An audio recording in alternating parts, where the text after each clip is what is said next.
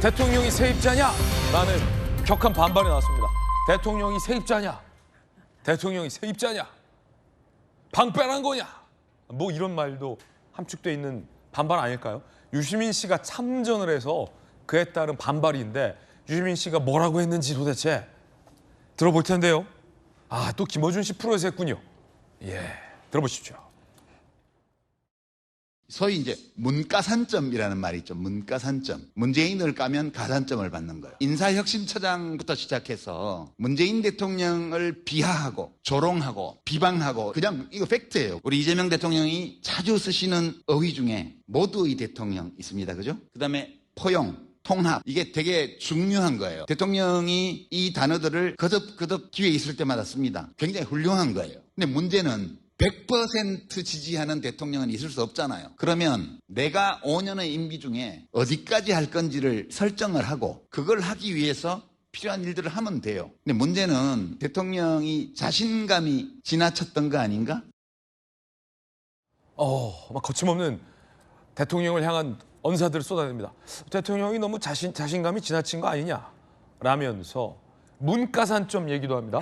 정익진 변호사님, 문가산점 이거 팩트다. 유시민 씨가 이렇게 얘기했는데 문가산점이 뭡니까?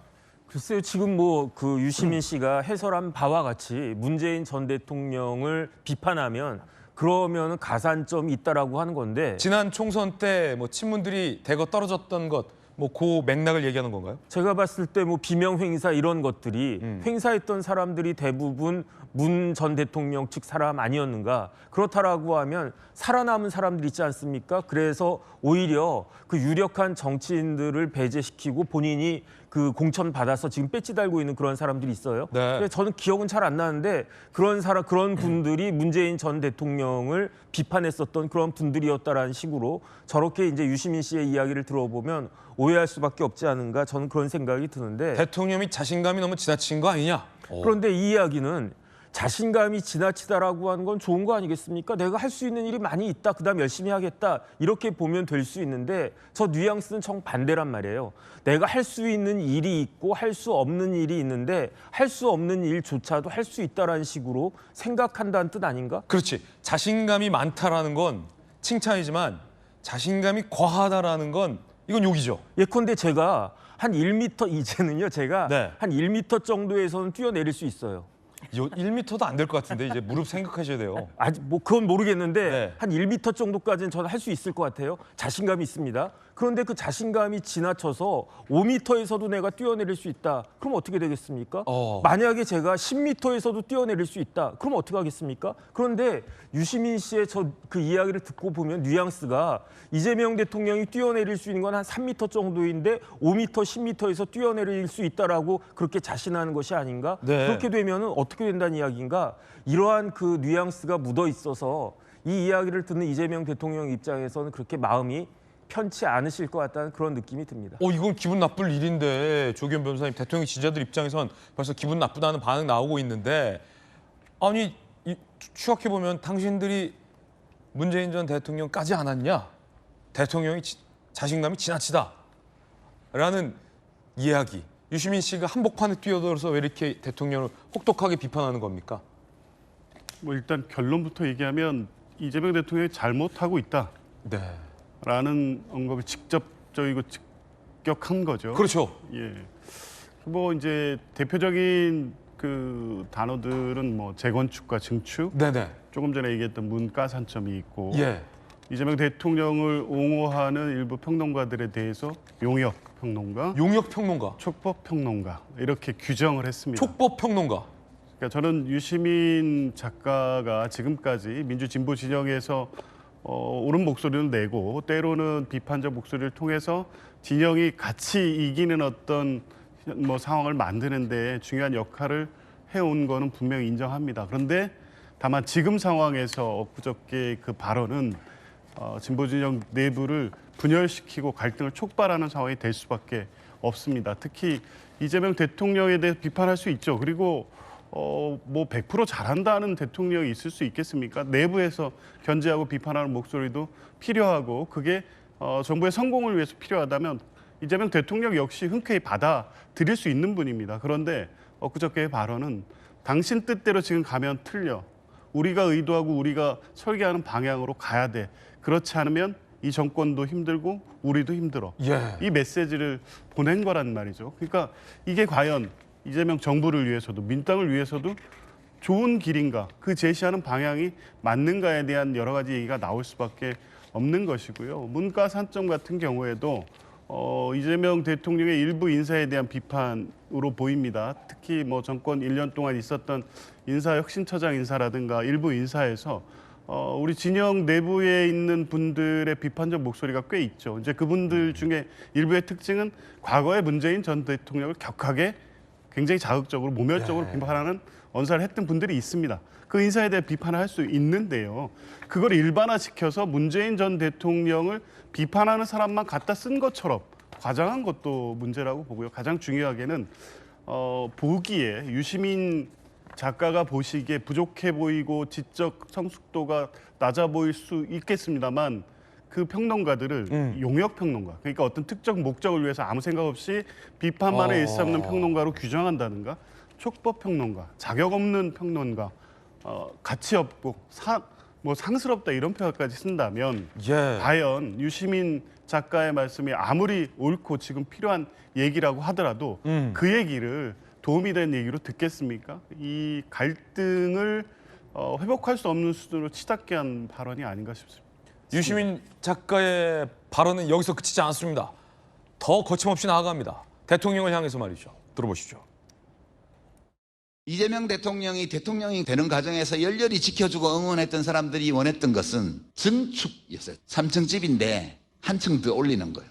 근데 대통령은 재건축을 하려고 했던 것 같아요. 재건축을 하려면 기존에 있는 건물을 헐어야 돼요. 그래서 비평 공론장에 철거 전문을 투입했다. 용역을 엄청 썼다는 거예요. 제가 생각하기에는. 그 용역들 중에 촉법 평론가들도 들어오게 된 거고, 이 촉법들이 문제틀레이를 막 까고 그리고 청와대에서 받은 선물을 언박싱하는 사진을 SNS에 막 올리잖아요. 이거는 너무 천하고 상스러워요. 천하고 상스럽다. 촉법 평론가를 비판한 말이지만 대통령이 건물을 허는 과정에서 용역들을 데려다가 썼다라는 발언을 하고 제일 뒤에 촉법하고 상스럽다라는 표현까지 씁니다. 이거 뭐 이쯤 되면 해보자는 거다라는 신호로 민주당 안팎에서는 해석되고 있습니다. 친문대 친명이 이번 전당대회를 두고 제대로 붙었다. 해보자. 천박하고 상스럽다. 촉법 평론가. 뭐 이런 표현까지 나왔습니다. 전재 의원님 어떻게 보십니까? 좀 유시민 작가의 이야기가 일부는 또 일리가 있어 보이는데 너무 좀 신경질적으로 말씀을 하시네요. 뭔가 좀 화가 난 것 같다. 예, 좀 뭔가 마음에 요새 좀 네. 불편한 것이 있는 거 아닌가 할 정도로 그만큼 너무 지금 갈등이- 감정적인 예. 좀 발언을 쏟아내는 거 아닌가 싶습니다. 격앙됐다. 근데 사실 대통령이 자신감이 지나치게 넘친다는 건 야당에서 한다고 하면 그것은 비판으로 들을 수가 있는데 이제 같은 여권 쪽에서 이제 그런 얘기를 하니까 그러니까 더 시끄러운 거 아니겠습니까? 이제 그런데 이제 그런 것을 뭔가 이렇게 그 어떤 근거를 가지고 얘기를 한다고 하면 합리적으로 들릴 수는 있는데요. 네네. 그런데 닥치고 비판하는 것으로 좀 보이는 그런 면이 있기 때문에 뭐 문조 털레요 이런 말도 나왔고요. 그리고 또 발언이 굉장히 거칠어요. 사실 우리 대통령께서도 그 트위터에 올리는 것을 보면 굉장히 거칠거든요. 네. 그래서 같은 말이라도 들리는 그 보는 사람 입장에서는 굉장히 불편한 경우가 꽤 있는데 지금 보면 유시민 작가도 언사가 굉장히 거칠기 때문에 그런 입장에서 들어보면 아무튼 좀 듣는 입장에서는 마음은 그렇게 편치 않다. 그리고 뭔가 감정이 들어간 것 같다. 그런데 그런 감정이 들어간 이유는 뭘까? 결국은 당권 경쟁 아니겠습니까? 예. 지금 정청래 전 대표와 또 친명계의 뭐 김민석 총리를 비롯한 지금 이러한 친명과 친청의 지금 당권 싸움이 전당대회를 앞두고 지금 본격화되고 있지 않습니까? 이제 그런 데서 서로를 비판하고 이제 서로를 더욱더 깎아내리는 좀 이러한 것이 여권의 좀 분열로 보일 수밖에 없죠. 네. 그래서 그런 면에서는 보기에는 좋지 않지만 또 그만큼 여권 내의 분열이 밖에서 보는 것보다 굉장히 깊구나. 네네. 이러한 생각이 들 수밖에 없습니다. 그리고 저는 유시민 작가가 이제 한 것에 대해서 또 재건축을 할 게 아니다. 증축하라 그랬더니 왜 재건축하냐 이제 이런 것에 대해서 민주당의 모 의원은 아니 본인이 무슨 대통령이 세입자냐, 본인이 무슨 건물주인지 아냐 이렇게 또 착각한다 이러한 또 비판의 글을 올렸는데 저는 이 민주당이라는 건물의 그 주인은 당원 아닙니까? 예. 저는 대통령도 세입자라고 생각해요. 이 말은 유시민 씨 말이 맞다. 그래서 대통령도 마음대로 할 수 없는 거죠. 예. 대통령이 됐다고 해서 건물주처럼 행사하면 안 되는 거 아닙니까? 그렇기 때문에 그러한 면에서 당원들이 오히려 주인인 것이고 당원들의 마음에 어디 가 있는지에 따라서 하는 것이지 이게 결국은 내 건물이냐 네 건물이냐 이럴 싸움은 할 때는 아니라고 생각합니다. 네. 문조 털레유 이런 표현까지 썼습니다. 멸칭인데 그 천박하고 상스럽다라고 표현한 용역 촉법 평론가들이 문조 털레유라는 표현까지 쓰면서 굴고 있다라는 강한 불쾌감을 나타낸 거죠. 대통령이 지금 잘못 가고 있다, 잘못하고 있다라고 유시민 씨는 대통령을 비난했습니다. 박승민 최고 어떻게 보세요? 네, 저는 사실 유시민 작가가 그 얘기하는 걸 보면 결국 지금 대통령을 약간 허수아비 취급하고 있는 거 아닌가라는 생각이 들어요. 대통령 허수아비 취급하냐? 그러니까 뭐 증축을 원했는데 뭐 재건축을 하려고 한다라든지, 그러니까 그 대통령의 어떤 철학과 방향이라는 것이 분명히 있는 것이고 대통령이라는 자리가 뭐 유시민 씨가 보기에 잘해야만 잘하는 자리는 아닌 거잖아요. 그러니까 모든 어떤 평가의 기준이나 비평의 기준 자체가 전 지나치게 유시민 작가가 본인이 옳다라는 데만 갇혀 있는 것 같다라는 생각이 좀 들어요. 네. 그래서 너무나 지금 배타적으로 그 정치 전선을 만들고 그리고 사실 비평을 넘어서는 저는 비난과 비방의 수위까지 가고 있다라는 생각이 들어서 비난과 비방이다. 네, 문제 의식이 좀 많이 드는 시점인 것 같고요. 그리고 더 나아가서는 솔직히 용역 촉법 평론가라는 얘기는 너무 모욕적인 얘기입니다. 모욕적인 얘기다. 사실 이 방송에 나와서 뭐 저를 포함해서 많은 분들이 이제 뭐 당적이 있는 분도 있고 아닌 분도 계시겠지만 어쨌든 민주당이나 진보 진영을 위해서 애쓰고 노력하면서 본인의 역할 그리고 본인의 철학과 소신에 따라서 방송에서 이야기를 하는 것이거든요. 그럼요. 근데 그것을 두고 이제 본인이 생각했을 때 본인과 방향이 맞지 않는 사람들을 두고 대통령이 뭐 용역을 투입했다느니 철거 전문을 투입했다느니 하면서 마치 누군가에 의해서 이 평론가들이 소위 말해 방송을 하고 있다라는 그 비판은 결국 유시민 작가가 보기에 본인이 동의 안 되는 사람은 다 그런 사람으로 분류를 하는 거예요. 그러니까 지금 유시민 작가가 쭉 얘기하신 언어들을 보면 뭐 대통령에 대해서도 그렇고 이 평론가들에 대해서도 그렇고 결국에는 본인이 생각했을 때 본인이 동의가 안 되는 사람들에 대해서는 지나치게 선을 긋고 비방을 하고 있으며 심지어는 자격을 따지고 있는 것이다. 사실 대통령에 대한 비난도 결국에는 대통령은 그럴 수 있는 권한과 자격이 없는 사람이다라는 얘기를 간접적으로 한 것과 같잖아요. 네. 그렇기 때문에 대통령이 본인 뜻대로 움직이지 않고 혹은 본인이 생각하는 방향대로 움직이지 않는다라고 해서 그것을 비난받을 이유가 있을까요? 저는 아니라고 봅니다. 오히려 지금 유시민 작가의 언어를 보면 어떻게 해야 된다, 어디로 가야 된다 보다는 오로지 사람에 대한 규정만 있어요. 사람에 대한 어떤 적절성, 비적절성을 따지고 부적절성을 따지고 결국 ABC론을 얘기했던 그때의 유시민 작가와 다를 바 없이 여전히 선을 긋고 계속해서 이 사람은 뭐 배제되어야 될 사람 혹은 이 사람은 불순한 의도를 가지고 있는 사람으로 규정하고 낙인 찍는 데에만 오히려 혐오의 언어를 계속해서 생산하고 있다 이런 생각이 듭니다. 예. 문제는 유시민 씨 한 사람만의 대결 구도가 아니라는 겁니다. 김어준, 유시민, 정청래 대표 그리고 문재인 전 대통령까지의 거대한 민주당의 주도권 싸움이 친명계 세력들과 한판 전면전을 벌이고 있다라는 게 굉장히 중요한 구도인데요. 그러자 김민석 총리가 직접 유시민 씨를 비판했습니다. 들어보시죠. 내가 어떤 대통령을 만들었다 뭐 이런 식의 과잉한 자신감 이런 것들로 대통령을 비판하는 경우가 있는데 태도나 마음 적절하게 절제될 필요가 있다. 코와 지지층은 어려울 때일수록 더 흔들리지 않고 힘을 모아서 대통령을 지키는 게 코와 지지층 아닌가요? 유시민 작가께서 A, B, C로 나누고 B 그룹들은 이해관계에 따라 이재명 대통령을 지지하다가 대통령 지도가 떨어지면 제일 먼저 돌을 던질 사람이다 이런 평가를 하신 것 같은데 코와 지지층은 그렇지 않다고 생각합니다. 전당대회에 나설 것으로 예상되는 김민석, 송영길 두 주자 모두 다 유시민 씨를 비판한 겁니다. 그런데 유시민 씨 곁에는 김어준 씨도 있습니다. 들어보시죠. 문재인 지지층이 이재명 지지층이 된 거예요. 그냥 새로 생긴 게 아니고 그냥 친문이 친명이 된 건데 이게 다르다고 생각하고 해석하는 사람들이 있었어요. 그래서 친문은 이제 필요 없고 이걸 유이재명으로 대체할 수 있다고 생각한 거예요. 엄청난 오산이죠. 한 번 빠진 지지율은 코어 지지층이 빠지면 안 돌아와요. 그게 무서운 거예요. 그러면 2년 후에 총선을 누구하고 싸워서 이겨요. 대선은 누구하고 싸워서 이기고. 실제로는 노무현 문재인은 엄마 아빠 한 가족 한 묶음인 거예요. 이들이 제가 반복해 얘기하는 민주주의는 코어 지지층이에요. 이재명 대통령의 코어 지지층이기도 합니다. 이걸 문재인은 인기가 없구나 하고 때린 게 최근 1년간 이재명이 한 일이에요. 코아 지지층 다 빠졌다. 대통령 이거 갖고 선거 치를 수 있냐? 라는 비난. 김어준 씨와 유시민 씨의 인식은 같습니다. 문조 털레유라는 이른바 멸칭을 친명계 그룹에서 쓰고 있다라고 유시민 씨가 얘기했는데 거기서의 그 털은 김어준 씨, 유는 유시민 씨, 무는 문재인 전 대통령, 조는 조국 전 대표, 청은 정청래 대표인데 거대한 민주당의 세력이 적자 싸움을 벌이는 것 같기도 합니다. 정혁진 변호사님 어떻게 보십니까? 글쎄요. 그런데 조금 전에 그 김민석 총리가 뭐라고 이야기했냐면 대통령 만들었다는 자신감을 절제해야 된다라고 그랬어요. 네. 그런데 대통령을 만들었다라고 한 이 이야기는 틀렸다라는 말을 한 게 아니에요.